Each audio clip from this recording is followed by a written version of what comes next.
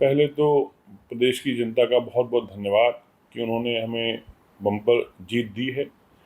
जहाँ तक आप 5 सीटों का हारने की बात कर रहे हैं तो वो भी बहुत कम मार्जिन से हमने हारी है। पिछले बार के मार्जिन से हमारा, जैसे हरियाणा यहाँ गुड़गांव में आप देखेंगे तो 70,000 का ही वो रहा, जबकि पिछली बार हम लगभग 4 लाख वोटों से हारे थे। और बाकी सीटों में भी मार्जिन हमारा बहुत कम हुआ है। तो ओवरऑल देखें तो हम 56 सीटों पे आपके आंकड़ों के अनुसार ही हम जीते हैं। वोट परसेंटेज भी हमारा भाजपा से बढ़ा है। तो आने, जबकि उस हालात में बढ़ा है जब मोदी जी ने ये झूठा परसेप्शन बना रखा था 400 पार 400 पार। वो कहाँ हैं वो तो आपको भी पता है, अब मुझे संख्या गिनाने की जरूरत नहीं, सारे आंकड़े आपके सामने हैं।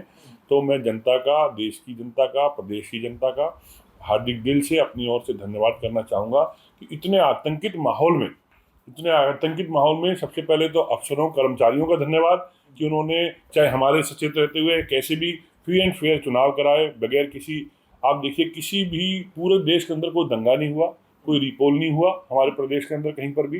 ये मैं इस प्रशासन का, एडमिनिस्ट्रेशन का, हालांकि बीजेपी वाले उनको धमका रहे हैं, तो मैं उन अफसरों को कहना चाहूँगा कि हम उनको उनकी उनकी जो काम है आने वाले समय में, 2 महीने की सरकार है इनकी, कोई लंबी सरकार नहीं है। तो 2 महीने बाद सरकार बदल जाएगी, घबराए ना वो, इनकी किसी बातों में ना आए। ट्रांसफर करके जंगल में तो भेज नहीं देंगे, जा रहे ना, उन्हें काम करना है। अगर मान लो एक जिला बदल भी जाएगा तो जिन अफसरों ने ठीक काम किया है और फ्री एंड फेयर चुनाव कराया है, वो हम उनको किसी भी तरीके से मतलब वो घबराए ना, मैं उनको यही कहना चाहूँगा। और जनता का दोबारा से दिल से हार्दिक तौर से धन्यवाद। 2 सीटें ऐसी थी जो गिफ्ट बताई जा रही है, विपक्ष के द्वारा ही कहा जा रहा है कि करनाल की सीट पर ऐसे कम कम अनुभवी एक उम्मीदवार को मुख्यमंत्री मनोहर लाल के सामने उतारा गया, पूर्व मुख्यमंत्री के सामने, और गुड़गांव की सीट पर बाहरी उम्मीदवार को लाया गया। देखिए, अब तो आप कम से कम मोदी जी का और डर छोड़ दीजिए। मीडिया से मैं रिक्वेस्ट करूंगा, जैसे अफसरों को रिक्वेस्ट की है कि आप डरे ना, मीडिया से भी कहूँगा आप डरे ना।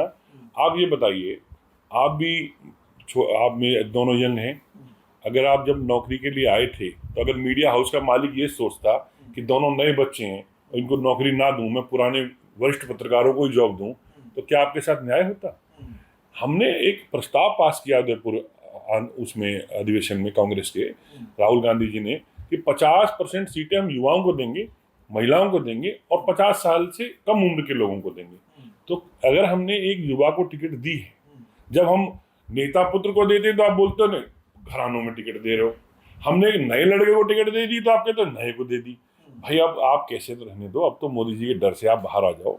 हमारी यूथ कांग्रेस का चुना हुआ 2 लाख वोटों से जीता हुआ यूथ कांग्रेस का अध्यक्ष है जिसको हमने टिकट दी है। हार जीत अपनी बात है। अब मनोहर लाल खट्टर जैसे जो 2 बार मुख्यमंत्री रहे हैं और इतने इंफ्रास्ट्रक्चर वाले आदमी को के आगे वो चुनाव हारे हैं, वो भी कम मार्जिन से, पिछली बार की कम मार्जिन से चुनाव हारे हैं। तो भाई अब अगर युवाओं को मौका नहीं देंगे तो आगे लोग आएंगे कैसे? अब आपने बरसा वाली करी, वो 5 बार के सांसद हैं। जब नरेंद्र मोदी गुजरात से जाके बनारस से चुनाव लड़ सकते हैं, तो क्या आगरा का एक बेटा जो हरियाणा से निकला था, वो हरियाणा के निकले हुए लोग हैं, तो हरियाणा वापस लौट के चुनाव नहीं लड़ सकता क्या? ये तो गलत बात है। बाहरी इस देश में किसी को कहना, जब हमारे बच्चों को महाराष्ट्र में बाहरी कहा जाता है तो हम संघर्ष करते हैं, हम लड़ाई लड़ते हैं।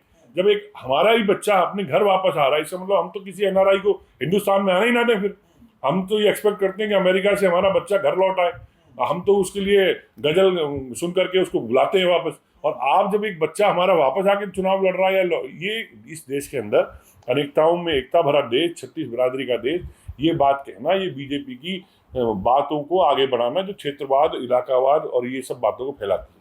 मनोहर लाल खट्टर की सिक्योरिटी पर आपने सवाल उठाया। हाँ बिल्कुल उठाया। जब खट्टर जी आए थे तो उन्होंने बड़े ज्ञान की बातें की थी। उन्होंने हुड्डा साहब पूर्व मुख्यमंत्रियों को वो देखे गए थे स्टेटस, कितने मुख्यमंत्री होते हैं पूर्व, कितने पूर्व प्रधानमंत्री होते हैं।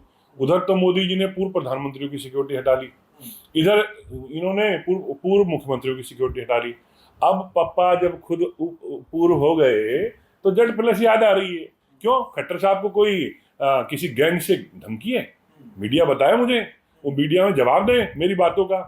हुड्डा साहब लीडर ऑफ अपोजिशन है, 2 बार के मुख्यमंत्री रहे हैं, उन्होंने ऐसे ऐसे हरियाणा में सख्त निर्णय लिए हुए हैं। गैंगस्टरों को उनके टाइम में सबसे ज्यादा गैंगस्टर मारे गए, उन हुड्डा साहब को तो वाई सिक्योरिटी, और जो इनके एजेंट है आईएनएलडी के जो अकेले एमएलए उस पार्टी में, उनको वाई प्लस सिक्योरिटी कोर्ट के थ्रू, और खुद जेड प्लस।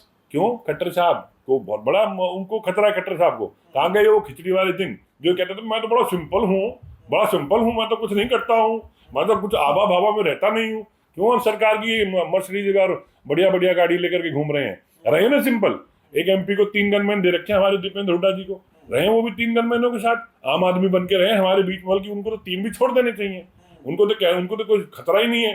खट्टर साहब तो बाबा आदमी, उनको तो खिचड़ी बनानी चाहिए और अपने खाना चाहिए आराम से। वो तो लोगों को अपनी परिचय दें आज की मैं सिंपल हूँ। और अब पप्पा नहीं रह सकते। बड़े पप्पा भी आप देखना जब हट जाएंगे तो उनको दिन याद आएंगे जब उनकी सिक्योरिटी छीनी जाएगी, क्योंकि अब उनको जो हालत पड़ रही है ना 8,000 करोड़ के जहाज में घूमने की, जब वो पूर्व हो जाएंगे, जब उनको अभी नीतीश कुमार कुछ दिनों बाद याद दिलाने वाले हैं और नायडू जी उनको कहेंगे कि हम घूमेंगे 8,000 करोड़ वाले में, तब उनको याद आएंगे दिन। तो इसलिए हर इंसान को सोचना चाहिए, जिस घड़ी में 12 बजती हैं उसमें 6 जरूर बजेंगे। बंद घड़ी भी दिन में 2 बार सही समय देती है। इसलिए इंसान को अहम और वहम में नहीं रहना चाहिए। खट्टर साहब को अभी भी कह रहा हूँ, अधिकारियों को धमकाना छोड़ दें। ये सत्ता परमानेंट भी जाएगी, तब यही अधिकारी आपको सम्मान देंगे, यही अधिकारी आपका असम्मान करेंगे। तो अपना दिन आने वाला सुधारे, अभी से उन अधिकारियों से माफी मांगे जिन्होंने फ्री एंड फेयर देश में चुनाव करवाया। आरोप हमें लगाने चाहिए, आरोप सत्ता लगा रही है। पहली बार देखा कि सत्ता कह रही है हम अपने वर्करों की जांच करेंगे कि इन्होंने काम नहीं किया। अरे भाई, तुम तो पन्ना प्रमुख की बातें करते थे, तुम तो बूथ पे 4 यूथ की बात करते थे। कहाँ गए तुम्हारे बूथ? कहाँ गई RSS? कहाँ गई विश्व हिंदू परिषद? कहाँ गए बजरंग दल?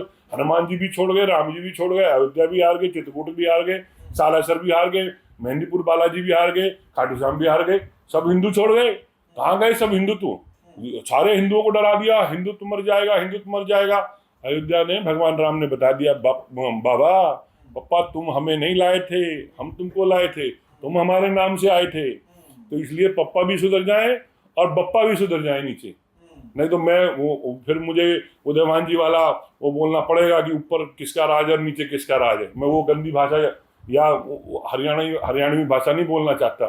तो खट्टर साहब समय रहते सुधर जाए, नहीं तो आने वाला समय फिर उनको सुधारेगा। अच्छा। उनको ये चेतावनी भी है, मेरी रिक्वेस्ट भी है, उनसे प्यार भरा, उनसे वो भी है, 2 लोकसभा एडवाइस भी इम्पोर्टेंट है, फरीदाबाद की और महेंद्रगढ़ भिवानी लोकसभा की। जी। क्या समीक्षा की जाएगी? क्या मैंने वो बता दिया। देखिए, हमारे ऑलरेडी हुड्डा साहब, उदयभान जी इस बात पे बोल चुके हैं। हमारे वो तो विवेचना तो पूरे प्रदेश की जाएगी, पूरे देश की राहुल जी कर रहे हैं, खड़गे साहब कर रहे हैं।